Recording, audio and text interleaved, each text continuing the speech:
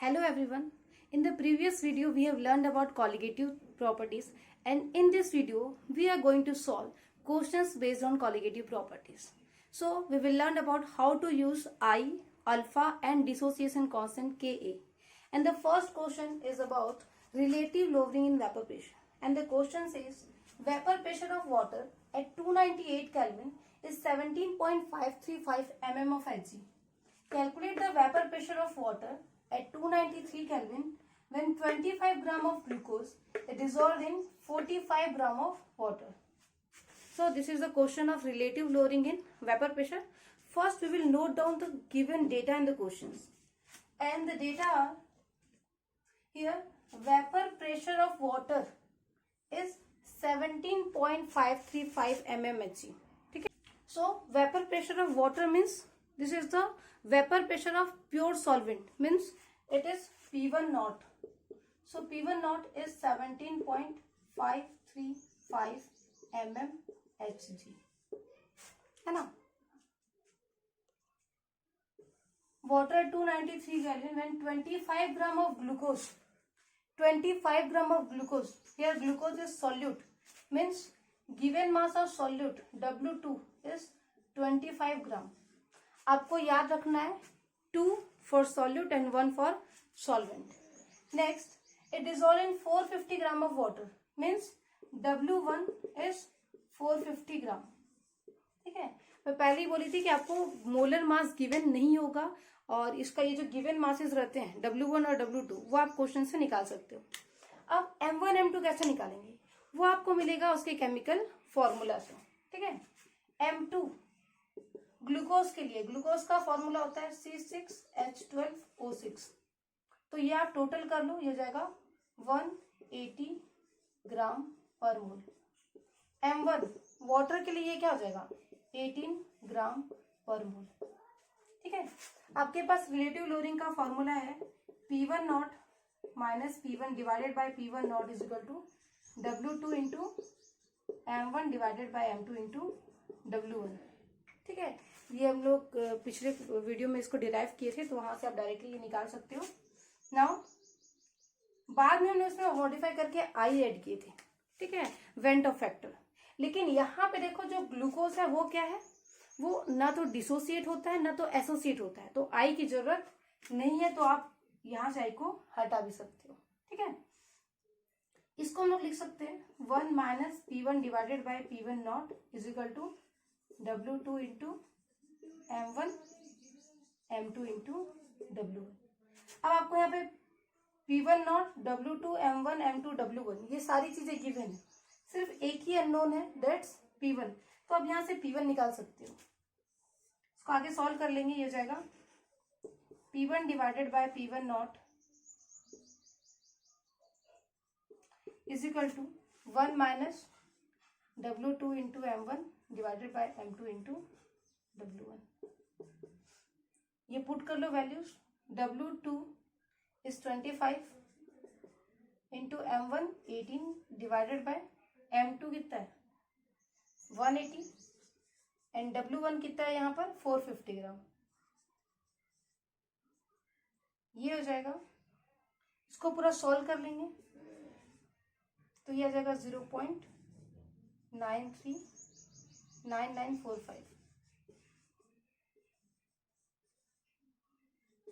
ये हो गया. अब आपको P1 निकालना है. P1 निकालना है तो आपको क्या करना पड़ेगा, P1 निकालना है तो आपको ये करना पड़ेगा P1 is equal to 0.9945 into P1 not. ये कितना दिया है 17.535. अगर इसको आप सॉल्व करते हो तो यहाँ पर आ जाएगा 17.43 mmHg. यूनिट जो है वो बहुत इंपॉर्टेंट है, अगर आप यूनिट लिखना भूल जाते हो तो आपके हाफ मार्क्स कट हो जाएंगे यहाँ पे. तो यूनिट वही रहेगा जो P1 नॉट का था. तो ये क्वेश्चन हो गया किसका, relative Tshering in. Second question is about osmotic pressure, है ना, और यहाँ पे आई की वैल्यू गिवन है. ठीक है, इसका मतलब है कि जो भी आप सॉल्यूट ले रहे हो वो डिसोसिएट होगा. अब यहाँ पर क्वेश्चंस पढ़ते हैं पहले. Determine the amount of CaCl2 where I is 2.47 dissolved in 2.5 liter of water such that its osmotic pressure is 0.75 atm at 27 degree Celsius. ठीक है, अब यहाँ पर देखो जो सॉल्यूट है वो है कैल्शियम क्लोराइड। आपको पता है कि ये क्या है, ये एक सॉल्ट है, मतलब ये वाटर में डिसोसिएट होगा। अगर क्वेश्चन में यहाँ पर आई गिवन नहीं होता तो आप एज्यूम कर लेते कैल्शियम क्लोराइड ब्रेक होकर क्या बनेगा, Ca+2n 2Cl -ion means 3 ions form हो रहे हैं, तो आप आई की वैल्यू डायरेक्टली क्या ले लेते, 3 ले लेते। ठीक है, लेकिन यहाँ पे ये 100% आयोनाइज नहीं हो रहा है और आई की वैल्यू ऑलरेडी क्वेश्चन में गिवन है। ठीक है, अगर 100% डिसोसिएशन बोलता या फिर कुछ भी नहीं बोलता तब आप आई की जगह क्या लेते, 3 लेते, लेकिन यहाँ पे आई की वैल्यू गिवन है। तो आपके पास फॉर्मूला क्या है ऑस्मोटिक प्रेशर का, pi is equal to I into W2 into RT divided by V into M2। अब ये देख लो क्वेश्चन में गिवन क्या है, determine the amount of CaCl2 dissolved in 25 litre of water. Volume कितना दिया हुआ है, 25 litre, such that it's osmotic pressure is 0.75 atm। पाई की वैल्यू क्या दी हुई है, 0.75 atm। ठीक है, एट 27 डिग्री सेल्सियस, टेम्परेचर आपका 27 प्लस 273 इक्वल टू 300 केल्विन। आप टेम्परेचर को हमेशा केल्विन में ही लेंगे। ठीक है, क्योंकि यहाँ पर ये जो टेम्परेचर है वो केल्विन में पुट करना है।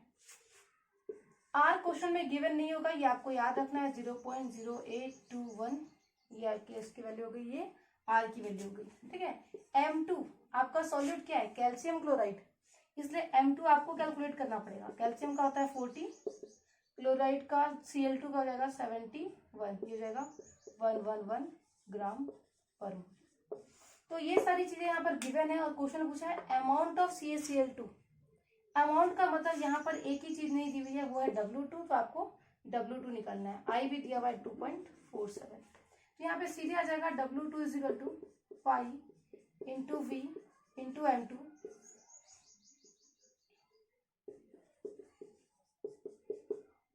ये हो गया, पाई की वैल्यू कितनी दी हुई है, 0.75, V दिया हुआ है 2.5 और M2 दिया हुआ है 111 डिवाइडेड बाय आई की वैल्यू कितनी है, आई की वैल्यू है 2.47 इंटू 0.0821 इंटू यहाँ पर टेम्परेचर कितना दिया हुआ है 300। अगर आप ये सारी वैल्यू सॉल्व करते हो तो यहाँ पर आंसर आएगा 3.42 और ये क्या है, मास है, मतलब आपको यहाँ पर क्या लिखना पड़ेगा, ग्राम। तो ये बहुत सिंपल सा क्वेश्चन था जहाँ पे आई की वैल्यू गिवन थी, आपको फॉर्मूला में पुट करना था और आंसर लेके आना। सो इन द नेक्स्ट क्वेश्चन हम यहाँ पे आई, अल्फा और डिसोसिएशन कांस्टेंट तीनों कैलकुलेट करेंगे। ठीक है, 19.5 ग्राम of CH2FCOH is dissolved in 500 gram of water. The depression in freezing point is 1 degree Celsius. Calculate the Van't-Hoff factor and dissociation constant of fluoroacetic acid. तो आपको I कैलकुलेट करना है और Ka calculate करना है और Ka के लिए आपको अल्फा कैलकुलेट करना है। तो क्वेश्चन में आपको ये तीन चीजें कैलकुलेट करनी है। ठीक है, गिवन क्या क्या देखो, 19.5 ग्राम ऑफ फ्लोरोएसिटिक एसिड, ये आपका सॉल्यूट है, मीन्स W2 हो गया W2 हो गया आपका 19.5 gram. It dissolved in 500 gram of water, W1 ये हो गया 500 ग्राम, है ना। Depression in freezing point ΔTF ये है कितना, 1 डिग्री सेल्सियस, ये आप इसको 1 केल्विन भी लिख सकते हो, है ना। तो ये आपका क्या है, गिवन है। M2 भी निकाल सकते हैं हम लोग। M2 के लिए क्या होगा देखो, M2 के लिए इस फॉर्मूले से आपको सबका एटॉमिक मास को टोटल करना है, तो जगह 24 प्लस 19 प्लस हो जाएगा आपका 3 प्लस हो जाएगा 32, ये जगह 78 ग्राम पर मोल। ये कैलकुलेट कर लिए। अब फॉर्मूला लिख लो, यहाँ पे फॉर्मूला क्या है आपका, ΔTF is equal to I into KF into M। अच्छा, M की जगह हम लोग पहले क्या करे थे, W2 into 1000 divided by W1 into M1। ठीक है, M2 इंटू W1 ये कर रहे थे, लेकिन यहाँ पे हम लोग मोलालिटी अलग से निकालेंगे पहले। रीजन ये है कि आपको डिसोसिएशन कांस्टेंट निकालने बोला है।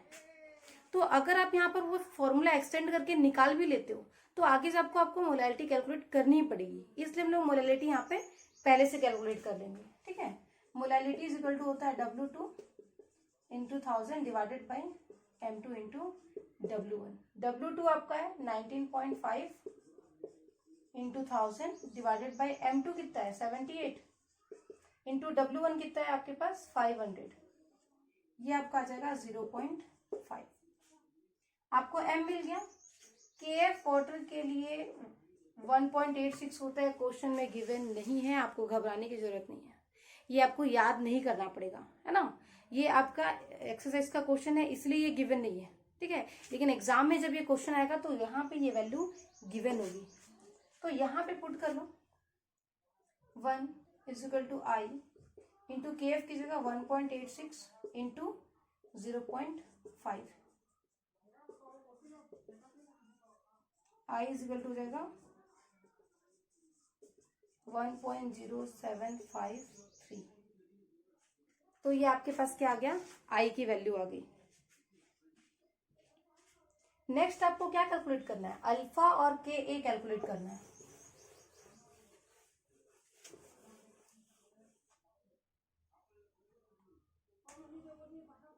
अल्फा का फॉर्मूला है I minus 1 divided by N minus 1।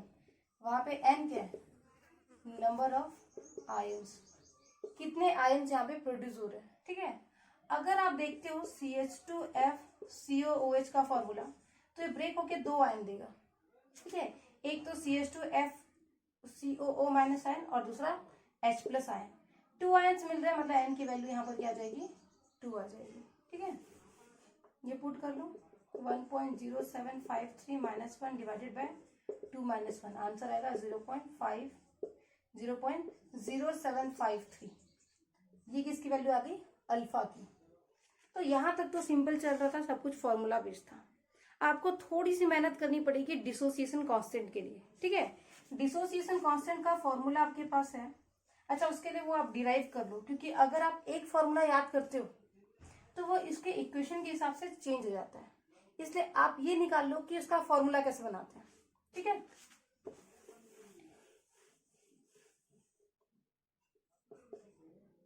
CH2FCOOH अगर ये डिसोसिएट होता है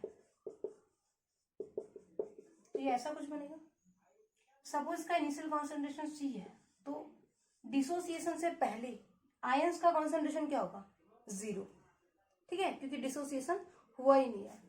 अब अगर मैं इसका अल्फा फ्रैक्शन हटा दूं, मतलब मैं कितना हटा रही हूँ C अल्फा, अगर मैं C का अल्फा फ्रैक्शन हटा दूं तो कितना हटा रही हूं मैं C अल्फा, तो बचेगा कितना, पहले C था उसमें से C अल्फा आप क्या कर रहे हो माइनस कर रहे हो, कितना बचेगा C minus C alpha.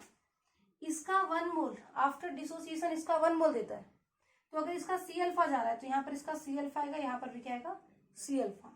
Dissociation constant equilibrium constant को ही बोलते हैं, बस ये एसिड के लिए। ठीक है, और वो क्या होता है याद होगा आपको, concentration of product divided by concentration of reactant करते थे हम लोग। तो प्रोडक्ट में 2 यहाँ पर प्रोडक्ट हैं तो दोनों को इंटू कर लो, रिएक्टेंट में एक ही रिएक्टेंट, CC कॉमन है कैंसिल हो जाएगा, बचेगा C alpha square divided by 1 minus alpha. ये हो गया डिसोसिएशन कांस्टेंट का फॉर्मूला। आपको C पता है, आपको अल्फा पता है, आपको सिर्फ वैल्यूज पुट करनी है। ठीक है,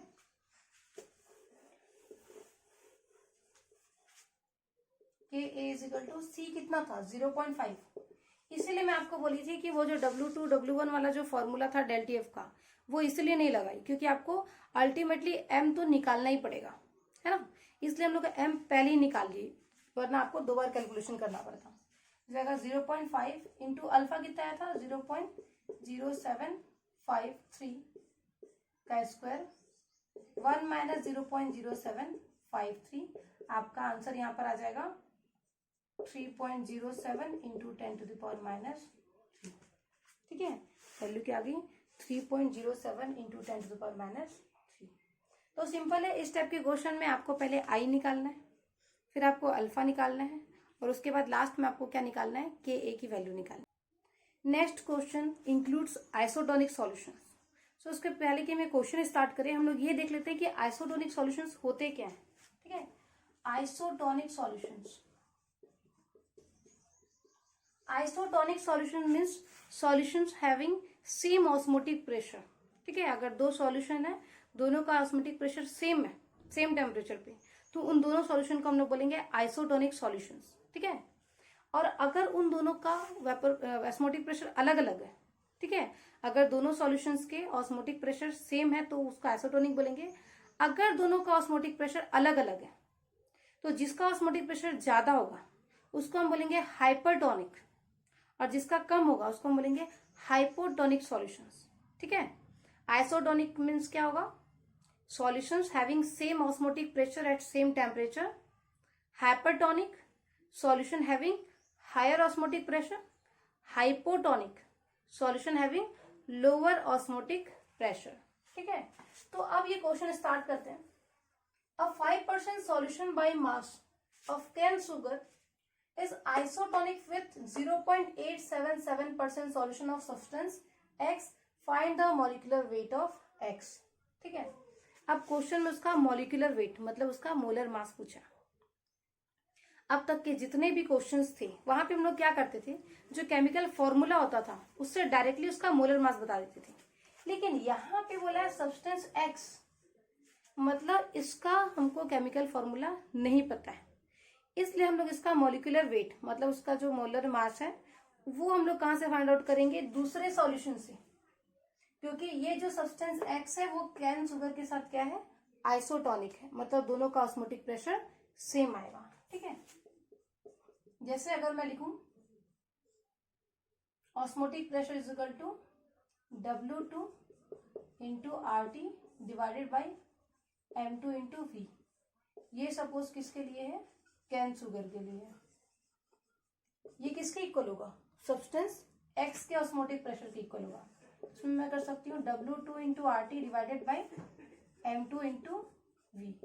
अब यहां से देख लो, दोनों का मॉलिक्यूलर वेट और गिवन मास डिफरेंट होगा, लेकिन R, T और V ये दोनों के लिए क्या है, सेम है। तो आप इन तीनों को यहां से कैंसिल कर दो, क्या बचेगा, इस जाएगा W of cane sugar divided by molar mass of cane sugar